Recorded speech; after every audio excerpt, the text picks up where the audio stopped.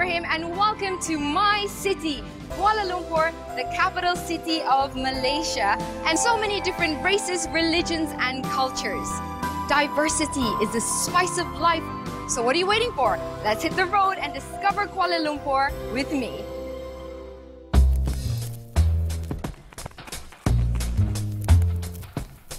As far as KL is concerned, the opportunity of doing business is very huge. We have very sophisticated capital markets, very stable banking system, a lot of tax incentives. A lot of my friends, foreign investors, are finding it very easy to do business in this city. For convention and exhibition, it must be relevant to complement all the great architecture with the conventional halls, which are second to none in the world. Malaysia is the first country on this earth to have a data network 4G with voice. KL is now exciting.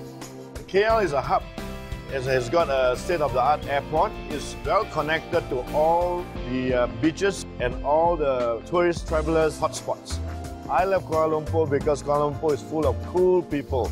They are spontaneous, they are real people, and fantastic. This is a great country with tremendous potential and tremendous future. And I think that's Kuala Lumpur. Yes, one Malaysia. Happy!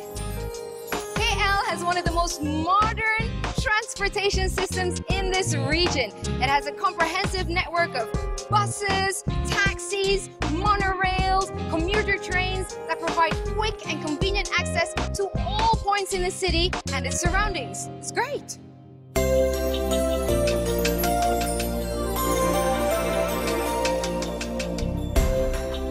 Kuala Lumpur has always been known to be the perfect host for world-class events. The infrastructure that we have makes traveling in and out very easy. 5-star accommodation right down to what backpackers require, so it caters for everyone. Kuala Lumpur has got world-class international standard venues like the Dewan Philharmonic Petronas, we have the Sepang International Circuit, we have Istana Budaya, and all of these venues are hosts to really good events which both the domestic and international tourists can enjoy. So we have always been known to be the perfect host, and that is made even better by the fact that we have all of these world-class venues.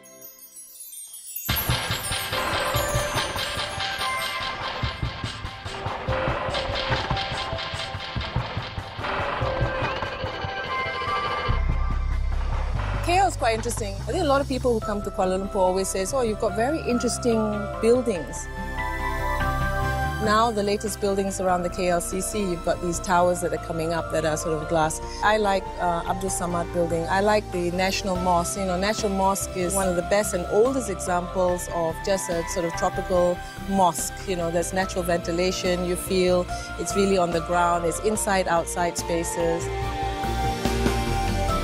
I like in combination with the ground space. For me, the ground placemaking is as important as the building itself. In KL, you've got a variety of shapes and forms, and that's because Malaysians are a little bit more dynamic in terms of how they look at buildings. So it's nice to see things that are a little bit softer, rounder, curves, you know, things like that.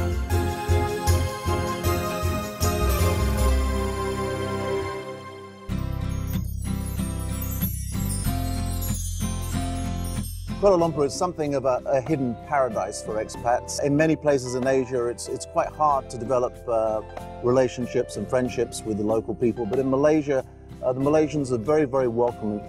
In addition, fortunately, they speak English. The country has some excellent hospitals and offers first-class medical treatment at very affordable prices.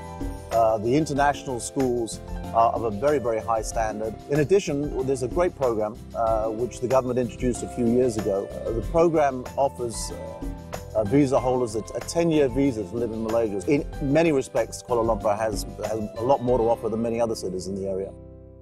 I'm here at Museum Negara, the National Museum. KL is a city that preserves its cultural heritage. Now, if you take the Heritage Trail, you get to see fabulous sights, including the museum, lots of other monuments, you get to see palaces punctuated by the towers, lots of quaint little buildings, shops that have been there for years. Just don't be shy. Knock on a door. You never know what you just might find.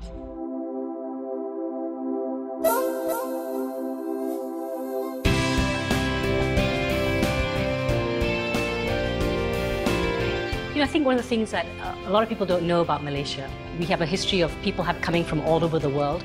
So we have the traditions from indigenous people of Malaysia. We also have traditions from India, traditions from China. I think this actually is it's a good cauldron for making art. Performances happen in all kinds of spaces, such as this one here, the Annex, which is also home to alternative art festivals, book fairs, arts for grab weekends, performances, music, dance. Then there's the National Theatre, of course. There are theatres like the Old Pangong Bandaraya. There's also the art gallery at Petronas, KL Pat. There's a theatre on the top of Lot 10 with a lovely rooftop garden. Sutra Dance House with its beautiful wooden outdoor amphitheatre in a garden. There's the Temple of Fine Arts in Brickfields, a new art space called MAPS on the edge of the city. There are indie filmmakers showing their films in KL wherever they can. They are very enterprising and having their films shown in festivals all over the world. And I think this is what makes our work, in a way, quite different from the work of a lot of other countries. I think that's what makes KL, I think, interesting. For me, this is home. There's no city in the world like Kuala Lumpur, KL. 1 minute, you could be in the hustle and bustle of it all. Next minute, you could be relaxing, calm and peaceful in one of the very many green parks in the city, such as the KLCC Park. Acres of lush tropical landscape with 1,900 indigenous plants and trees of more than 74 different species. Seriously?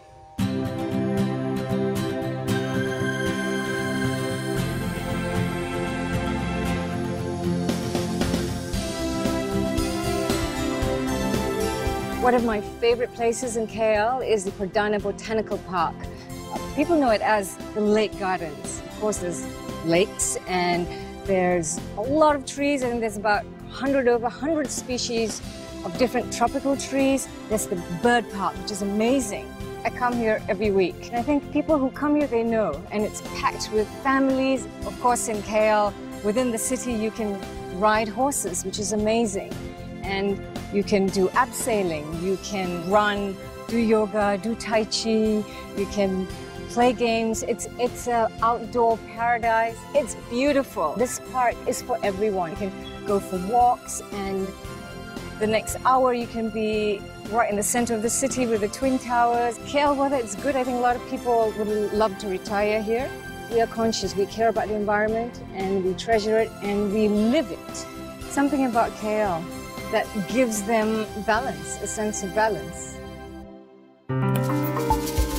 KL, my city. Look at this city. Isn't it beautiful? Every time I show my pictures to my friends, everyone seems to know, oh, KL, KL. And every time if I bring anyone from overseas to here, what's the first thing that they want to do is to just hang around here at different angles, just taking photos of the Twin Tower. So if you love shopping, we have international retailers here, and KL is certainly a city that never sleeps. We have really happening clubs. We have clubs that plays all kinds of music. We have karaoke. You can party all the way to the wee hours in the morning. In KL, I feel really, really free. I feel that I can be anyone I want to be. Go out and have a good night out with my friends, eat anything and everything that I want. At practically every corner, you can find not only food, but really, really good food. KL to me is home. You can find anything and everything that you can find. My absolute favorite city in the world, Kuala Lumpur.